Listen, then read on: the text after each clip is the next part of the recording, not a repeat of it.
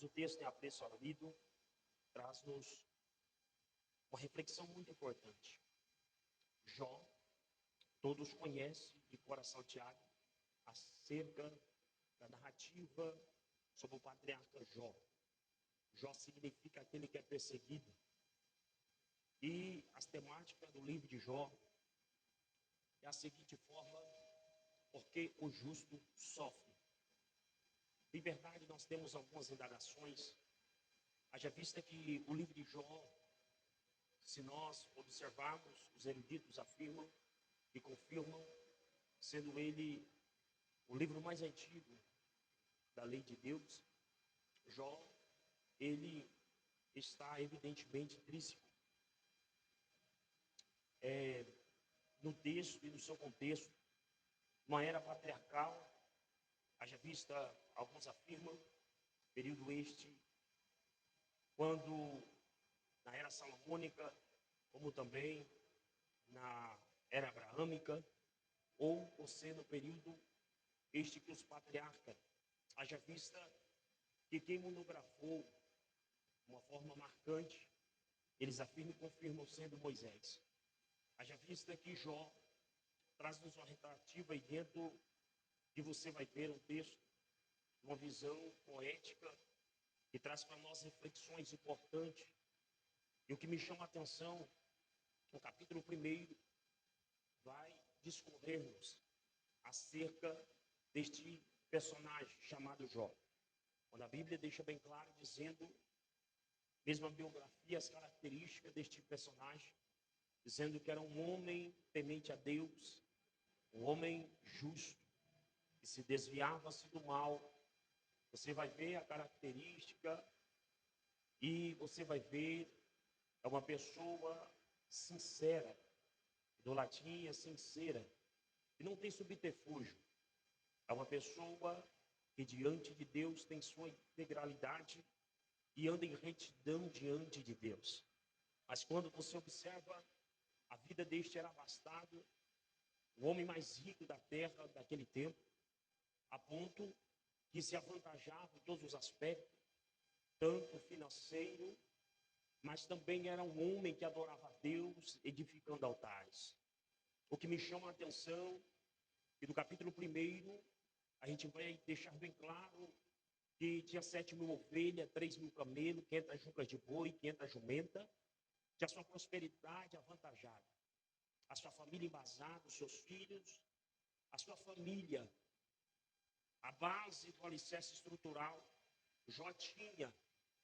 Mas o que me chama a atenção, que este mesmo, sendo reto, temente a Deus, com toda essa integralidade pessoal, você vai ver que não está em nível de passar por privações e provações. Porque andar com Deus, você não é isento das tempestades da vida. Andar com Deus, simplesmente nós somos postos em um rolo compressor da vida. Não é porque você anda com Deus que você não vai chorar. Você anda com Deus, você não vai passar por lutas, provações, desertos e privações. Nós vamos ter marcas que nos causam dores. Mas, quando nós observamos o texto notificar que este mesmo, passando e tendo tudo, tendo os bens, a sua riqueza, a sua família, a prosperidade, mas o texto é bem claro nos proporcionar. Quando nós vemos a narrativa, se você partir para um pressuposto, o epílogo é discorrer a história desde o início, o princípio, o meio e fim. O prólogo é você ter um conhecimento do passado, do presente, mas não saber o final. Mas aqui você observa que é o próprio Deus que tem um controle de todas as coisas, desde o início, do meio e do fim. O adversário tinha conhecimento do prólogo, conhecia o passado e o presente, mas o futuro estava na mão do Deus Todo-Poderoso. É por isso que nós observamos, eu já deixo uma palavra rema e profética nesse altar, porque o diabo ele te condena com o passado que passou e com as privações daquilo do presente, mas só Deus tem o futuro já preparado. para aqueles que crer na sua palavra e na sua promessa. Quando nós observamos Jó, eu fico sempre deixando bem claro, foi cantado aqui, partindo do pressuposto, você não vê a religiosidade extremista de Jó. Jó era um adorador, porque aquilo que é religioso demasiado, você vai ver que tem gente que adora pelo aquilo que Deus pode lhe dar e proporcionar. Mas adorador, ainda que não tenha, ainda que não alcança, ainda que não tenha em mãos, ele vai adorar a Deus independente da circunstância. Jó ficou provado que a gente não adora só no tempo em que o celeiro está cheio. A gente não só adora enquanto tudo está indo de mar a polpa. Não é só simplesmente quando tem bonança. Jó deixa bem claro que um adorador pode adorar no tempo da bonança. Jó deixou bem claro para nós.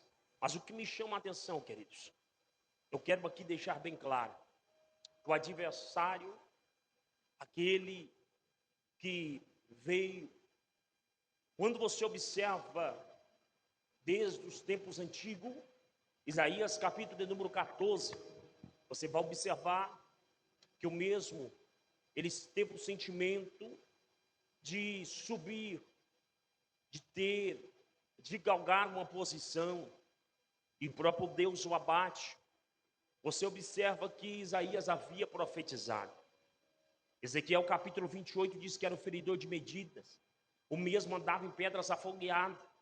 Tinha privilégios mas o mesmo, de uma forma, foi expulso e caiu como raio.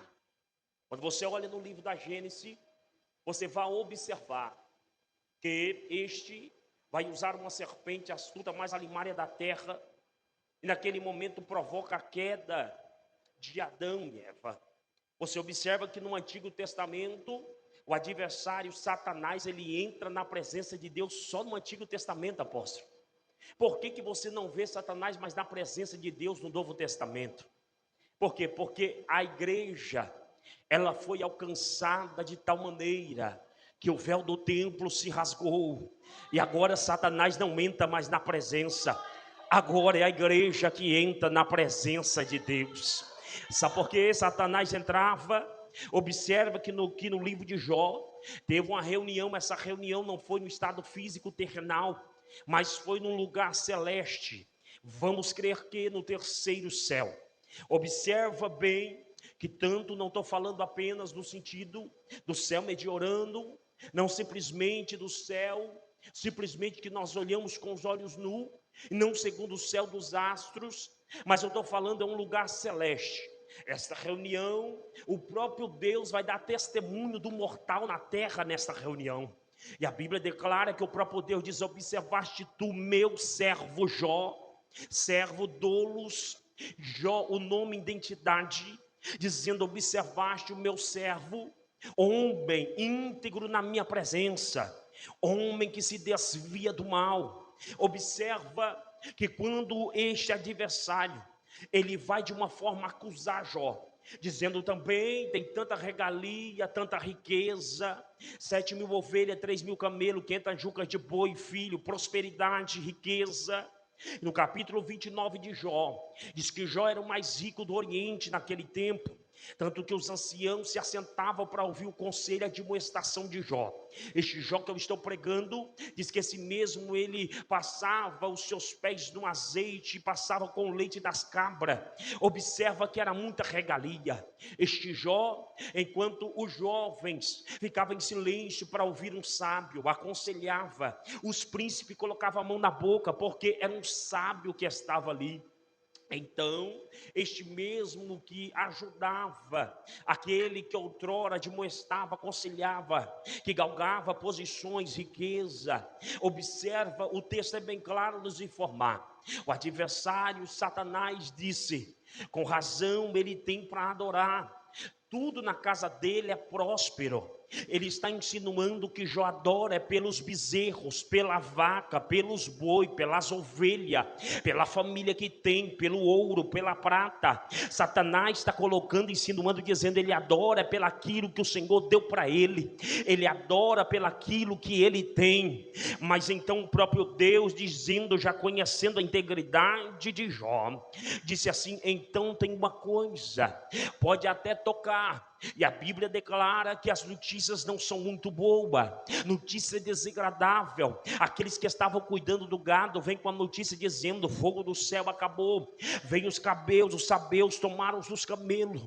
Observa que é só notícia de desastre, é só notícia de derrota. Mas o que me chama a atenção, queridos, é que o ponto final não é na cinza. O adorador, mesmo que é provado, mesmo que é passado pelo rolo compressor, fala para o seu irmão, o seu final não é na cinza.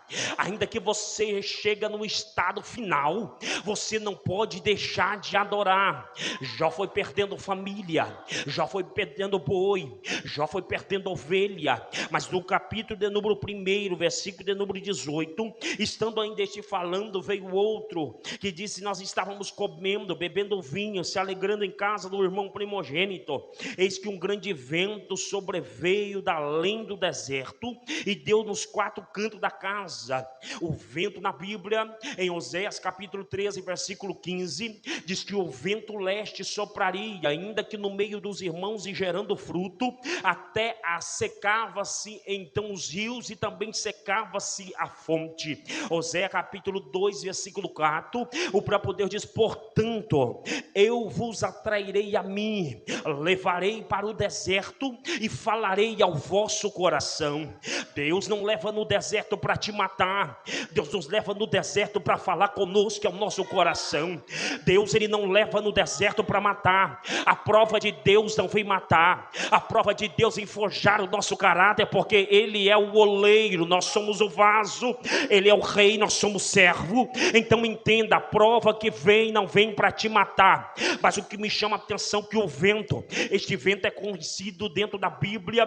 Quando nós falamos de vento, falamos de algo que não tem controle. Vento você não vê, vento você não tem controle de impedir. Vento, ele pode ser invisível, mas o efeito do vento, ele é visível. A destruição é cabal. Mas quando eu olho para dentro da Bíblia, o vento é conhecido como o vento oriental. Em Gênesis capítulo 41, versículo de número 5 adiante, você observa, lembra do tempo de José. Faraó vai contar um evento que iria acontecer, e o sonho ele vai falar das vacas, e vai falar das vacas magras, mas também vai falar da espiga, e vai dizer que o vento oriental ventava. Esse vento era de destruição, esse vento vinha para acabar, para destruir. Mas eu tenho uma palavra rema aqui nesse altar. Assim como o vento sopra para destruir, o inimigo manda o vento da destruição. Em Êxodo capítulo 14, versículo 21, a Bíblia declara que Moisés levanta a mão, oh glória,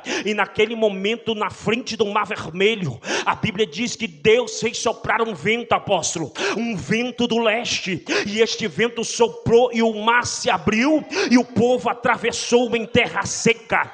Sabe o que eu quero te dizer? Tem vento que é permitido por Deus, que é vento que vem destruir, mas tem vento que vem de Deus, que veio restaurar. O vento de Deus, ele não vem destruir, o vento de Deus vem colocar as coisas no lugar. É por isso que eu venho aqui trazer uma palavra. O vento é uns que vem, Deus prova, porque ele é Deus. Vento você não segura. Foi em João capítulo 3, verso 8, declara dizendo, nós sabemos até onde o vento vem, para onde o vento vai, mas nós não temos controle. Quem é que pode segurar o vento? Oh glória. Sabe por quê?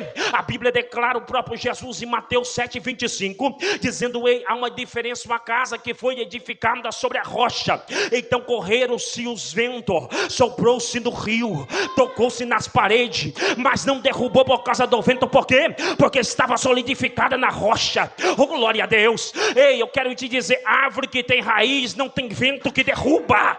Oh glória a Deus. Eu vou pregar com autoridade. O que está precisando não é o caule bonito, não é a folha bonita, não é a aparência estética, não, eu quero te dizer, é a raiz. raiz. Árvore para suportar vento tem que ter raiz. E Jó declarou em 14:7, dizendo assim: ainda que a árvore seja cortado o tronco no pé da raiz, ao cheiro das águas, debaixo do solo freático, ela voltará a ter renovo, vai ter vida novamente.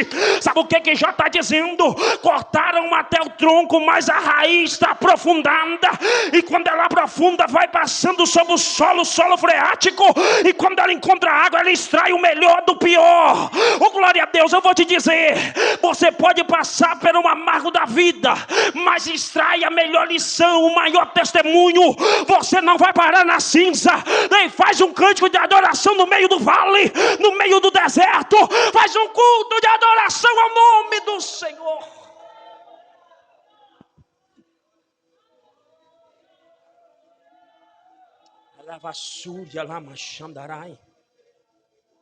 Aleluia.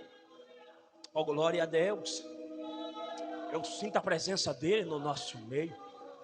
Você que nos assiste, oh, glória a Deus. Oh, glória a Deus.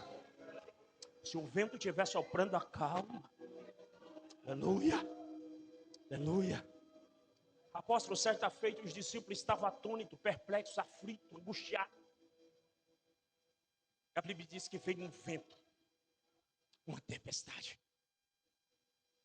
Ele dizendo: nós vamos naufragar.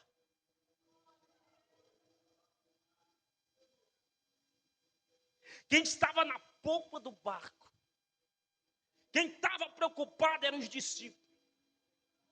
Porque quando você está na frente, quando você vê a tempestade, vem o desespero. Mas quem tem o controle do vento?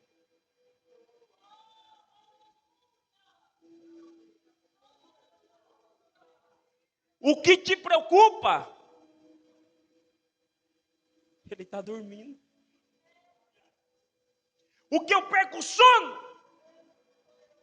Está dormindo. Você não tem o controle, mas ele tem o controle do vento.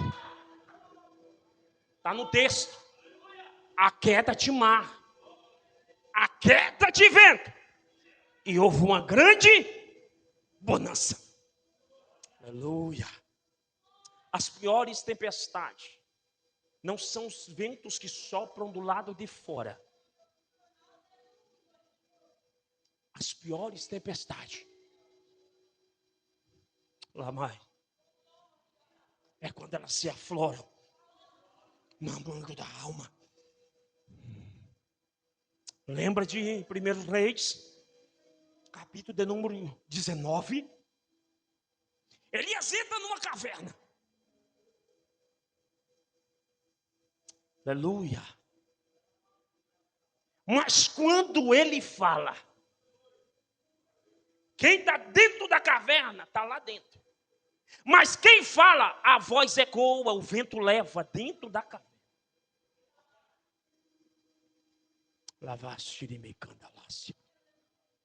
No mais obscuro, onde ninguém tem acesso, Deus entra. Deus fala. Deus é Deus. Só Deus ouve uma alma que grita em silêncio. Os pavores, os rumores, os temores que afligem o teu seio e a tua alma. Deus me trouxe aqui para dizer para você: Ele entra onde ninguém entra e faz o que ninguém faz. No Salmo 139, Davi já disse: se eu colocar minha cama lá em cima, tu sabes que eu estou. E se eu descer nos mais baixos e terros lugares, tu também me encontrarás. Onde eu isentarei do teu espírito, onde me fugirei da tua presença, onde você esconde, Deus ainda acha. Billy Graham declarou dizendo: o homem não pode ir tão longe que Deus não pode encontrar. Eita, aleluia, oh, glória a Deus. Eu sinto a presença dele no nosso meio. Já vamos terminar. Você pode adorar a Ele, eu sinto a presença dEle no nosso meio. Há um bálsamo de Gileade para o teu coração. Há uma cura para a tua alma. Essa depressão não te mata.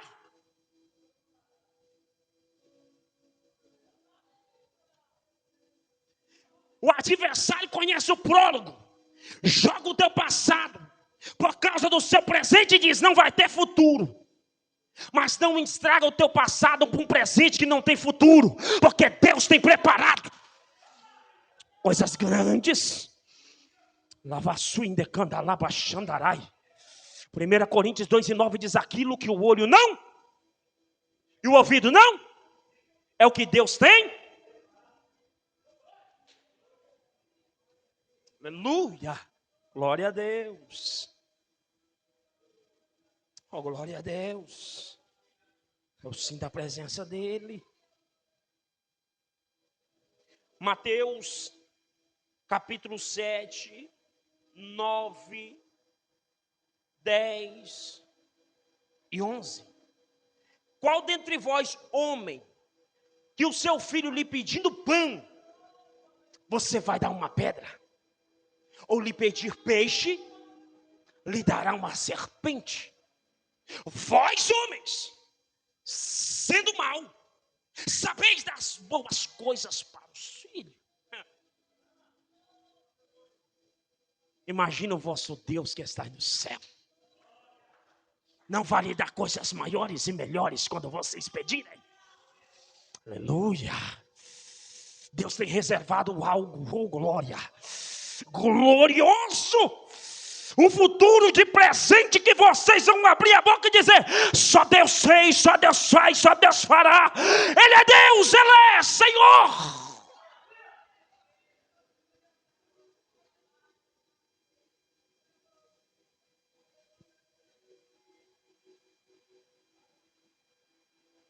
Aleluia.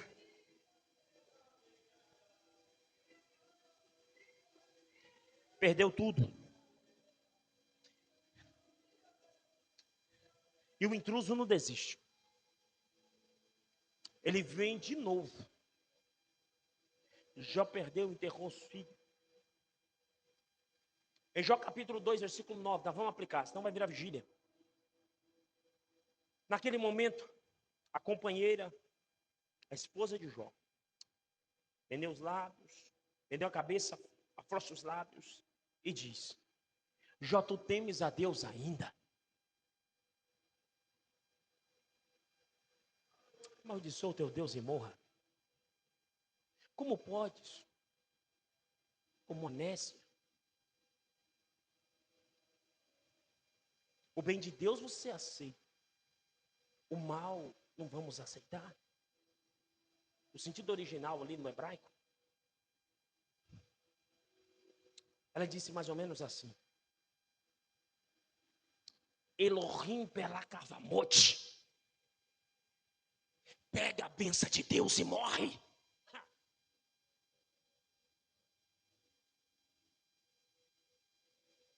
Pede a bênção de Deus e morre, homem. Mas o adversário estava dizendo, agora eu quero ver. Perdendo tudo. Irmão, vou falar mais ou menos assim na linguagem para você entender. A ovelha, ela tem que ser tosqueada de 6 em 6 meses. Se as ovelhas acabar, acabou a produção. Se não, o animal não gerar, não prolifera a raça, vai só diminuindo. Vamos supor, se uma empresa ela perde o equilíbrio ou o controle econômico, a queda é fatal. Aquele jogo que todo mundo conhece está prosperando, tem riqueza, tem filho. Todo mundo sabe, no Oriente não tem igual. Porque a notícia ruim, ela corre com uma velocidade terrível. Porque aqui Jó deixa bem claro que na bonança, na fartura, naquele momento, os seus amigos te conhecem. Mas na escassez, você conhece os seus amigos. Frederico Bacon diz assim, Os verdadeiros amigos aumentam as alegrias e dividem as tristezas. Zilfá, ele faz Bildade. Bildade chegou. Quando ele está na cinza, a unha já tinha caído, sobrou um caco ainda.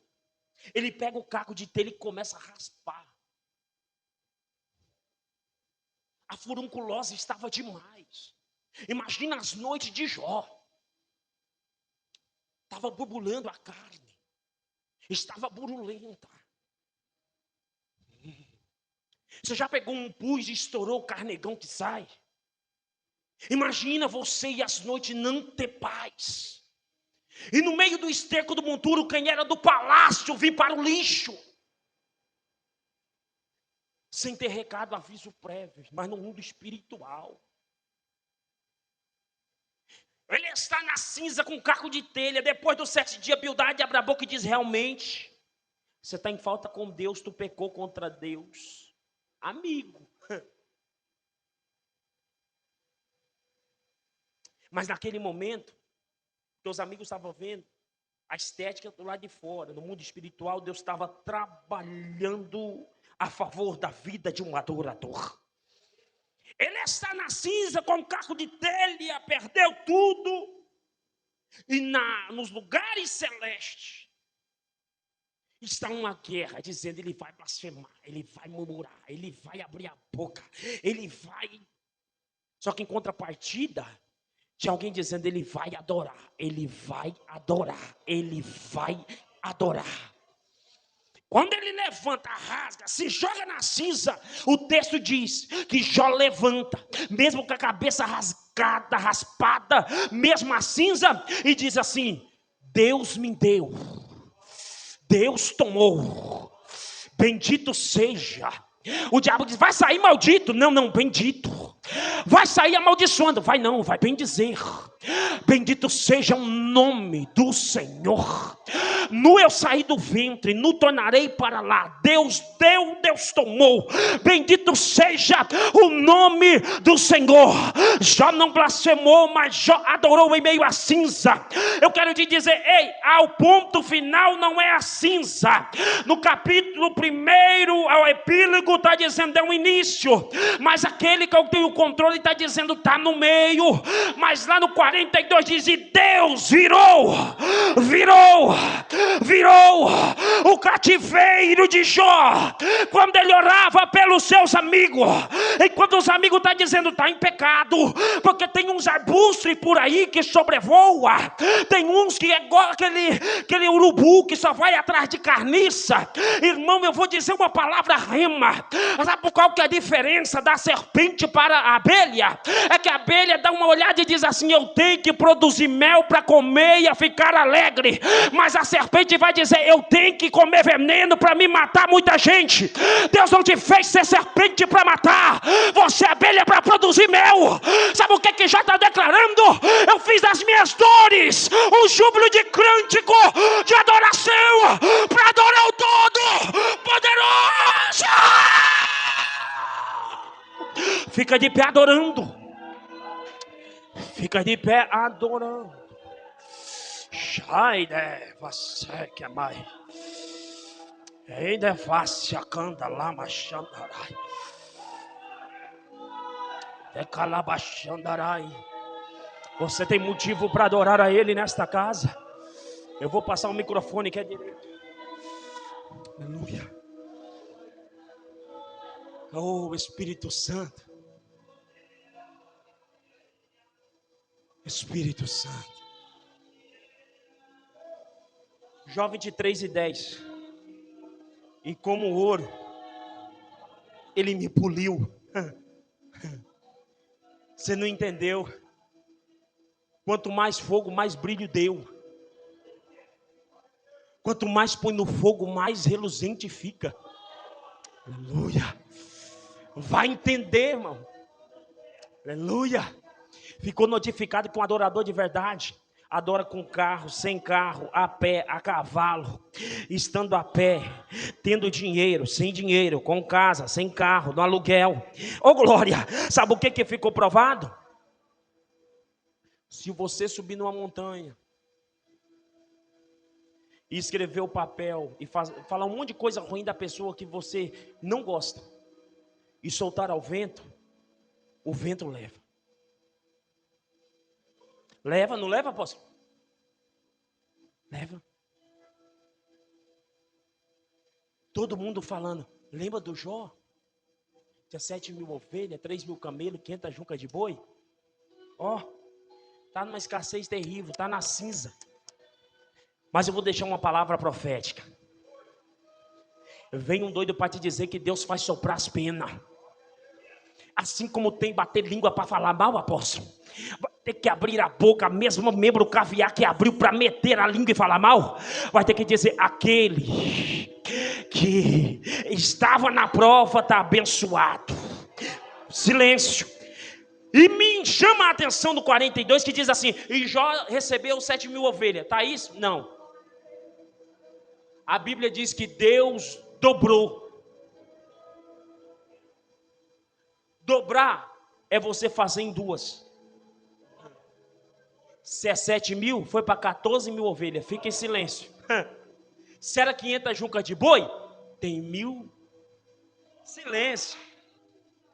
Oh, glória a Deus, eu vim trazer uma palavra profética aqui nessa quarta-feira. A mesma boca que meteu a língua, falou mal, denegriu, apontou, te prejudicou, te desanimou, palavra de desânimo, é a mesma boca que tem um membro caviar chamado língua, que vai ter que menear a cabeça, afrouxar o lábio dizendo, Deus é na vida dele, Deus é na vida dela, Deus faz, Deus fez, Deus fará, Deus vai calar a boca de muita gente, o Maranata vai triplicar, apóstolo, Deus vai abrir porta onde não tem porta, porque Deus faz o que ninguém faz. Ele é Deus, Ele é Deus, Ele é Senhor.